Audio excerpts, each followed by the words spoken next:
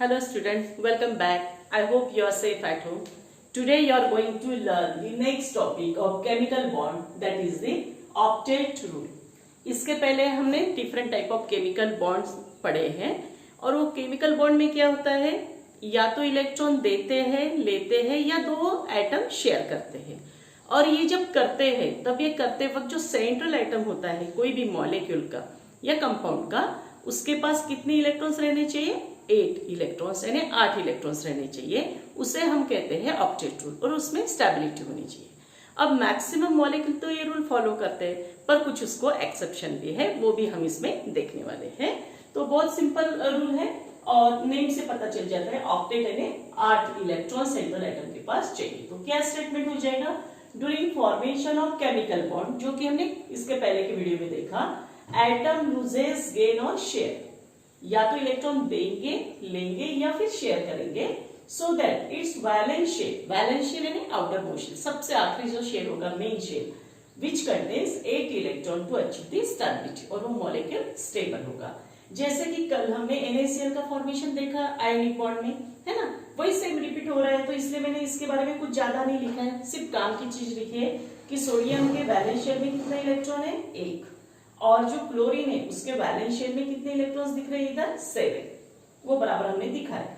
यानी अगर यहाँ से 1 इलेक्ट्रॉन निकल जाता है तो उसके वैलेंस शेल में कितने इलेक्ट्रॉन्स आएंगे? 8। तो ये क्या करेगा? देने की टेंडेंसी रखेगा, 1 इलेक्ट्रॉन ये देगा, और ये 1 इलेक्ट्रॉन देगा तो वो डिफिशियंसी कैसे दिखाएंगे हम? पॉजिटिव साइन से, तो वो कैटायन बन जाएगा। और जो इलेक्ट्रॉन एक्सेप्ट होगा वो निगेटिव हो जाएगा, एक्सेस ऑफ इलेक्ट्रॉन। और अब देखिए ये इलेक्ट्रॉन यहाँ से यहाँ होंगे तो 7 से वो हो जाएगा 8, और ये आखिरी क्या है? सिर्फ 12 बचेगा। यानी अब आपको ध्यान में आएगा कि यहाँ पे भी 8 हो गए वैलेंस शेल में, और यहाँ पे भी 8 हो गए। तो यहाँ पे जो दिख रहे हैं हमें, उसे हम क्या बोलेंगे? Octet rule. दोनों के पास कितने हैं? 8 इलेक्ट्रॉन, तो ये हो गया ऑक्टेट रूल। NaC स्टेबल, ये सब सॉल्ट के लिए लागू है, जो हमने कल आयनिक बॉन्ड के बारे में देखा है। पर देखिए हर चीज के लिए एक्सेप्शन होता है ना, जैसे कोई आइडियल पर्सन नहीं होता, हर व्यक्ति में कुछ थोड़ी कमी रह जाती है। सेम इसी तरह हमने कितने सारे लॉज देखे, पर हर लॉ में क्या होता है? लॉ में कुछ ना कुछ एक्सेप्शन रहते हैं। तो यहाँ पे भी एक्सेप्शन है कि जिसमें 8 इलेक्ट्रॉन नहीं रहेंगे, या तो कम रहेंगे, या फिर ज्यादा रहेंगे, या फिर 2 ही रहेंगे डुप्लेट, या फिर ऑड इलेक्ट्रॉन रहेंगे, और फिर भी वो स्टेबल है। तो इस तरह वो एक्सेप्शन हो जाएंगे, जिसे कि हम लिमिटेशन और ड्रॉबैक्स कहेंगे। तो वो हम लिमिटेशन भी यहाँ पे देखने जा रहे हैं। What are the different limitations of octet rule? तो फर्स्ट लिमिटेशन है, octet rule does not explain stability of some molecule which contain less or more than 8 electron। तो उसमें हमने पॉइंट वाइज लिखा है, हमने 4 पॉइंट यहाँ पे देखना है। तो ये 4 पॉइंट हम 1 बाय 1 देखेंगे। जैसे कि पहला पॉइंट क्या है कि हाइड्रोजन एंड लिथियम, ये दोनों में क्या होता है? Only 2 electrons in the valence shell.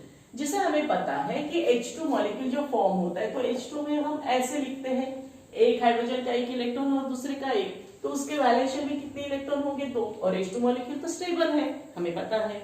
तो यानी ये डुप्लेटिव हो गया, यानी ऑक्टेट रूल ओबे नहीं कर रहा, फिर भी वो स्टेबल है। तो ये पहला लिमिटेशन हो गया।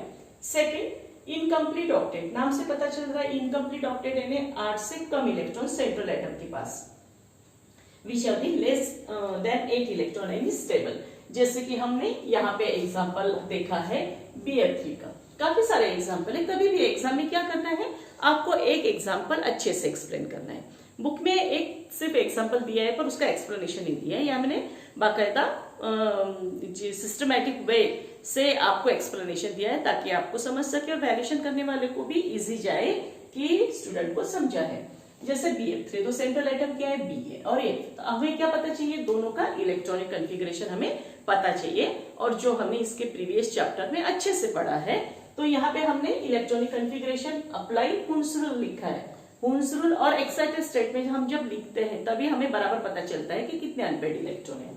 जैसे बोरॉन, उसका एटॉमिक नंबर 5 है, तो ये इलेक्ट्रॉनिक कन्फिगरेशन हमने एक्साइटेड स्टेट में लिखा है। एक्साइटेड स्टेट में क्या होता है? ग्राउंड स्टेट में ये जो सेकेंड नंबर का शेल है, हमेशा वैलेंस शेल हम कंसिडर करते हैं, है ना। यहाँ पे जंपिंग ऑफ इलेक्ट्रॉन भी कहाँ होगा? सेम वैलेंस शेल में होगा, उसी शेल में, दूसरे नहीं। जैसे ये सेकेंड शेल क्या है? आउटर मोस्ट शेल है, और इसके पास 2 इलेक्ट्रॉन रहते हैं और इसके पास 1 है, तो ये जो वैकेंट है दो, तो ये दो में से एक इलेक्ट्रॉन यहाँ जाएगा, इसे हम क्या कहते हैं, एक्साइटेड स्टेट। ये इसके बाद में काफी बार आने वाला है, तो आपको ये ध्यान में रखना है। ग्राउंड स्टेट से हमने क्या लिखा है यहाँ, एक्साइटेड स्टेट। और अब हम देख सकते हैं कि ये जो वैलेंस शेल है 3 अनपेयर्ड इलेक्ट्रॉन है, तो ये बोरॉन के पास कितने अनपेयर्ड इलेक्ट्रॉन हो गए, 1, 2 और 3। ओके, इसे हम नहीं कंसीडर करेंगे क्योंकि ये इनर शेल है, सिर्फ आउटर मोस्ट शेल है, सेकेंड नंबर का शेल हमने कंसीडर किया। अब फ्लोरीन में देखिए, फ्लोरीन में भी सेकेंड नंबर का शेल है, तो यहाँ पे क्या हो रहा है, 1, 2, 3 पेयर्ड है और एक अनपेयर्ड है। तो ये जो फ्लोरीन है एक अनपेयर्ड है, 1, 2 और 3 हमने पेयर दिखाया है। अब इसमें क्या हो जाएगा, ये बोरॉन के पास टोटल 3 इसके और 3 फ्लोरीन के, तो कितने हो गए, 6, यानी ऑक्टेट नहीं है, 6 है, तो इनकम्प्लीट ऑक्टेट हो गया।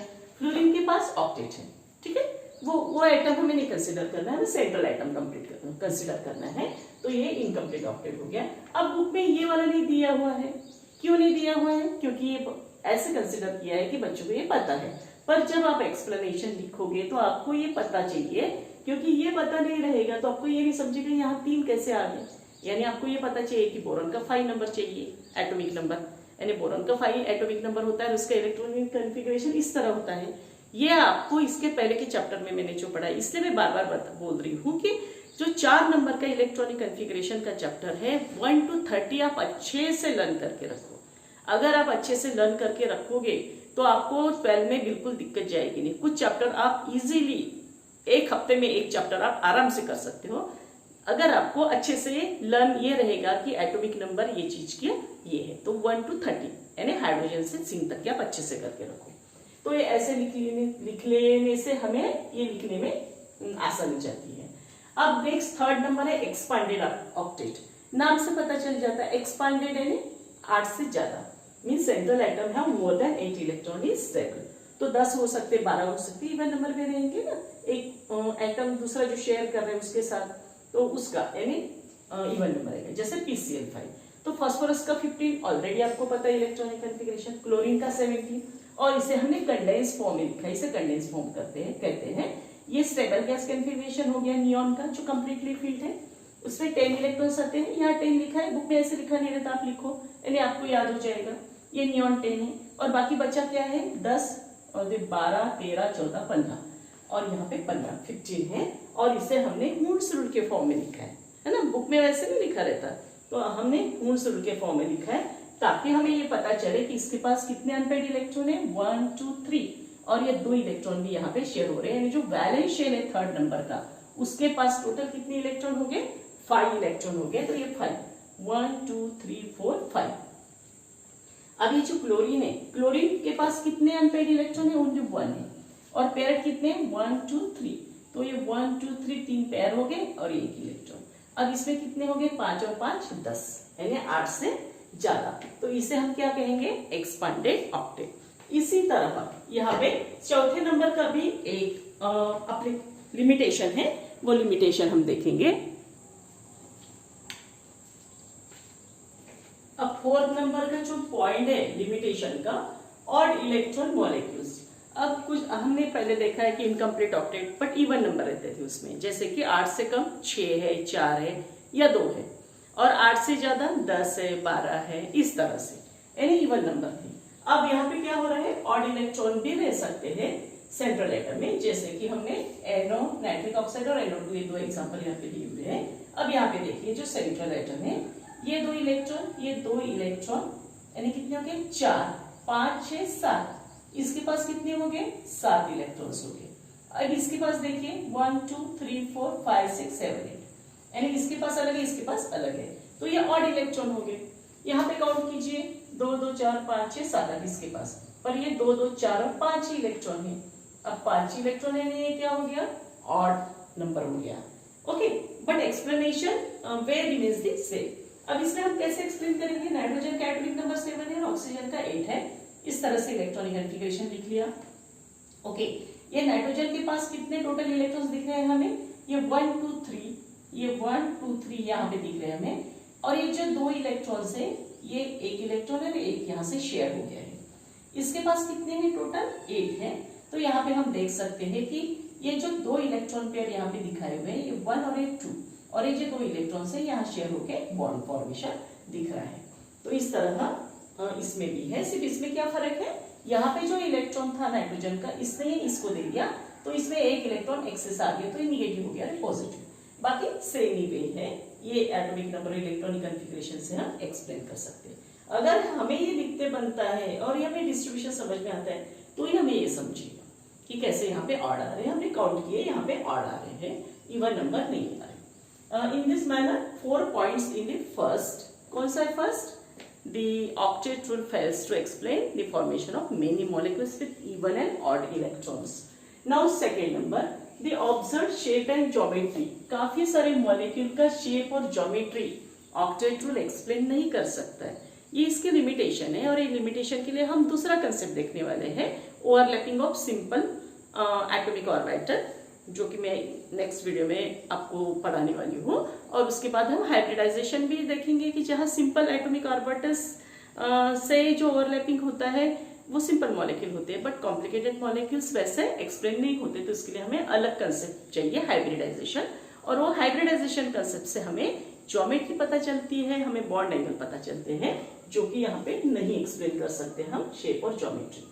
और थर्ड क्या है, octet rule fails to explain reactivity difference of different molecule. जो डिफरेंट मॉलिक्यूल्स है, दो covalent bonds form by the same manner, यानी कोवेलेंट बॉन्ड तो सेम मैनर से फॉर्म होता है, फिर भी कुछ मॉलिक्यूल्स में रिएक्टिविटी का डिफरेंस होता है, वो भी एक्सप्लेन नहीं कर सकते हैं।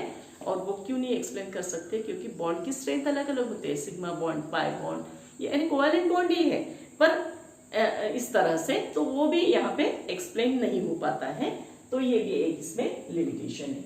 इन दिस मैनर आज हमने ऑक्टेट रूल देखा और इसका भी हमें कहीं ना कहीं आगे जाके काम पड़ने वाला है। So I hope you understand this topic.